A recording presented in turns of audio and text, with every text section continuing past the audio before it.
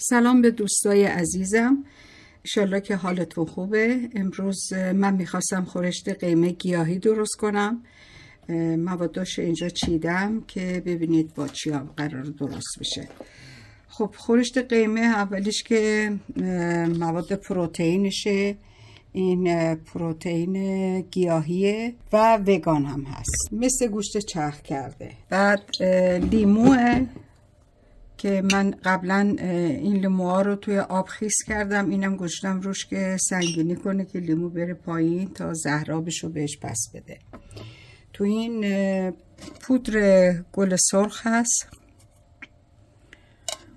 بعد دارچین هست، رب، پیاز، زعفران، فلفل، سیب زمینی، لپه که برای هر یه نفر یه مشت بسته.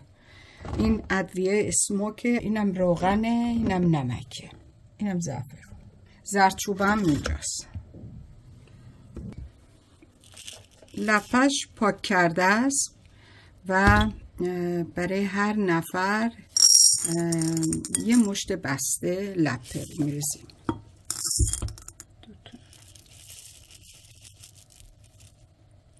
سه تا.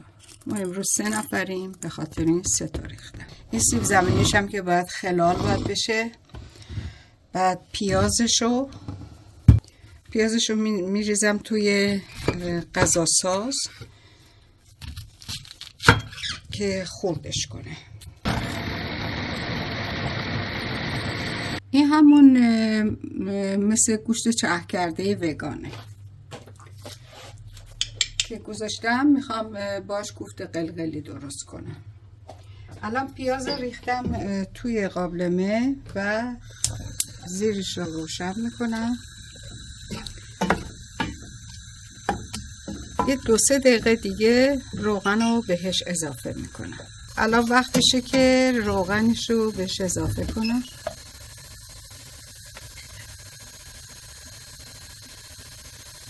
از 2-3 قاشق شد.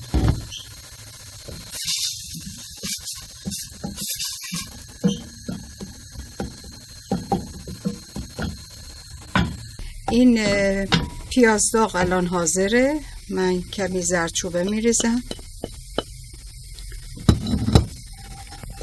لپه رو بهش اضافه میکنم که تفتیش بدم.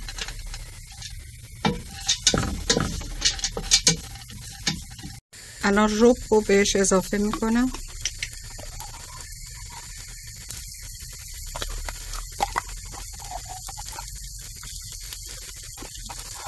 این 2 راه داره. یکی هم میتونستیم رب نزنیم، کارای قیمه رو انجام میدادیم، ربش رو بعدا با یه قاشق روغن میتونستیم سرخ کنیم و به قیمه اضافه کنیم، ولی این راه آسون ترین راهه.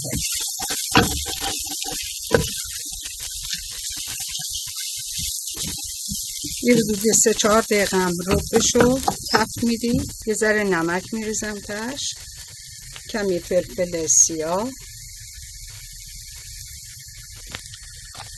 اینم همون ادویه دودیه که خیلی خوشمزه میکنه غذا رو، خوشبو میشه. خب حدود 2 لیوان آب میذارم بجوشه باهاش. بعد لیمو خیس شده دارم اینجا، لیموها رو میندازم.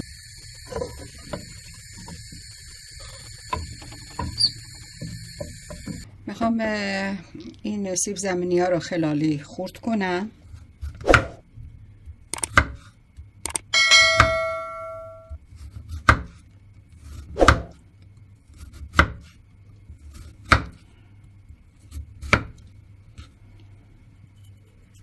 توی مایتابه کمی روغن ریختم. این سیب زمینی ها رو خورد کردم، سرخش کنم. سیب زمینی دیگه داره سرخ میشه. این خورشتمونم دیگه این دقیقه آخرشه. یه 10 دقیقه دیگه خاموش میکنم. بعد اینم که سرخ میکنم و اینم به صورت کوفته قلقلی در بردم که اینم بعدم باید سرخش کنم، بعدم به خورشت اضافه کنم. خب اینم من یه ذره روغن زیتون بهش اضافه میکنم، به حالت کوفته قلقلی در بردم. بعد زیرش روشن میکنم، یه 4-5 دقیقه کافیه که سرخ بشه. بعد که خورشت کشیدم توی ظرف، اون وقت اینا رو میدم روش. یا اینکه یه کار دیگه هم میتونیم بکنیم، اگه کسی خیلی دوست داره این مزه خورشت به خودش بگیره، میتونه 1 دقیقه اینو بریزه توی خورشت که با خورشت جوش بخوره. خب غذامون حاضر شده، قیمه گیاهی. اول میخوام پلو رو بکشم، بعدا خورشتو. وقتی هم که حاضر شد بهتون نشون میدم.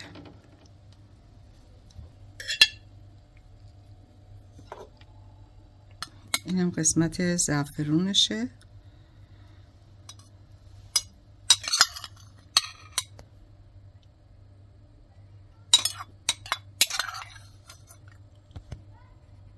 خورشتمون پخته. یه مقدار من پودر گل سرخ، اینو من چشیدم، ترشیش خوب بود و میخوام دارچین بهش اضافه کنم. دارچین که اضافه کردم زیرش رو خاموش میکنم، چون سیاه میکنه دارچین. زعفرونشم من الان اضافه کردم، خوش رنگتر و خوشبوتر شده. خب اینا رو ما میتونستیم بذاریم توش به یه حدود 1-2 دقیقه با خورشت جوش بخوره، منتها من صلاح دیدم که فعلا اینجوری باشه.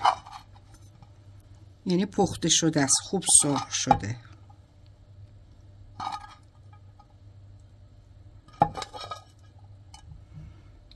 خب اینم از خورشت قیمه گیاهی ما که امیدوارم خوشتون اومده باشه و تقدیم میکنم به شما عزیزای دلم، دوستان گلم، که امیدوارم شما هم درست کنین و در کنار عزیزانتون نوش جان کنید.